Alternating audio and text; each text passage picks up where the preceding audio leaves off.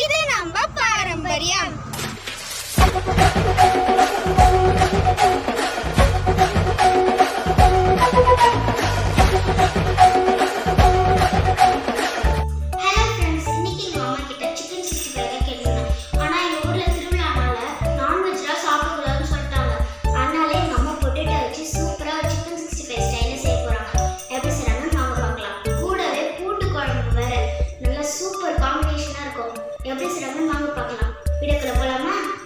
வணக்கம் நண்பர்களே, இன்றைக்கி நம்ம சேனலில் பூண்டு குழம்பும் அதோட பொட்டேட்டோ ஃப்ரையும் தான் செய்ய போகிறேன். பொட்டேட்டோ ஃப்ரைனா பொட்டேட்டோ 65 தான். ரொம்ப ஈஸியாக ரொம்ப குயிக்காக செய்யக்கூடிய டிஷ்ஷு தான்.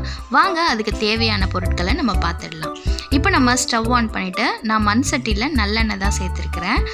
ஒரு 20 பல் பூண்டு, ஏன்னா பூண்டு குழம்பு இல்லைங்களா, அதனால் பூண்டு நிறைய சேர்த்துக்கலாம். ஒரு கையளவுக்கு பூண்டை எண்ணெயில் லைட் ப்ரௌனில் நம்ம வறுத்து எடுத்துடலாம். அப்படியே சின்ன வெங்காயத்தையும் சேர்த்து அதே மாதிரி லைட் ப்ரௌனில் வறுத்து தனியாக எடுத்து வச்சிடலாம்.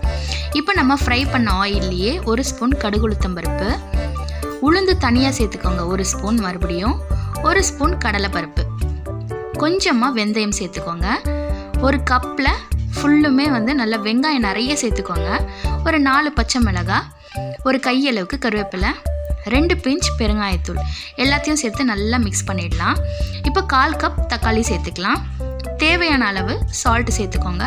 கொஞ்சமாக மஞ்சத்தூள் சேர்த்து நல்லா வதக்கி எடுத்துடலாம். நல்லா வதங்கிடுச்சு.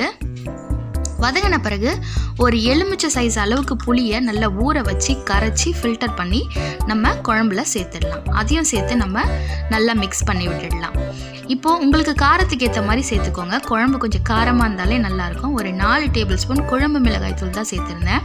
அதோட 2 ஸ்பூன் இட்லி மிளகாய் பொடியும் சேர்த்துருந்தேன். உங்களுக்கு குழம்பு எந்த குவான்டிட்டிக்கு வேணுமோ அந்த அளவுக்கு நீங்கள் தண்ணி ஆட் பண்ணிக்கோங்க. குழம்பு திக்காக இருந்தால் நல்லாயிருக்கும். அப்புறம் 1 ஸ்பூன் சர்க்கரை சேர்த்துருந்தேன், இல்லைன்னா ஒரு துண்டு வெல்லம் சேர்த்துக்கலாம். இப்போ நம்ம வறுத்து வச்ச பூண்டு, சின்ன வெங்காயம் அதையும் சேர்த்துட்டு நல்லா மிக்ஸ் பண்ணி விட்டுட்டு குழம்பு நல்லா கொதிக்க வச்சிடலாம். குழம்பு நல்லா திக்காக கொதித்து எண்ணெய் திரண்டு வரட்டும். அது வரையும் நல்லா கொதித்து வரட்டும். இப்போ நம்ம குழம்பு சூப்பராக கொதிச்சு வந்துடுச்சு. நம்மளோட பூண்டு குழம்பு சூப்பராக ரெடி ஆயிடுச்சு. இப்போ பொட்டேட்டோ 65 தாங்க. பொட்டேட்டோவை நீல வாக்கில் கட் பண்ணிவிட்டு சிக்கன் 65 மசாலா கொஞ்சமாக ஆயில் சேர்த்துட்டு அப்படியே மேரினேட் பண்ணி நம்ம வச்சிடலாம். இன்ஸ்டண்ட்டாக பண்ணக்கூடிய பொட்டேட்டோ 65 தான் இது. நம்ம சேனலில் சிக்கன் 65 மசாலா போட்டு எப்படி பண்ணணும் அப்படின்றதையும் நான் கொடுத்துருக்கேன். மறக்காமல் நம்ம சேனலை சப்ஸ்கிரைப் பண்ணிவிட்டு அது எல்லாமே பாருங்கள். இப்போ நம்ம பொட்டேட்டோ 65 நல்லா டீப் ஃப்ரை எடுத்து பண்ணிடலாம் வாங்க.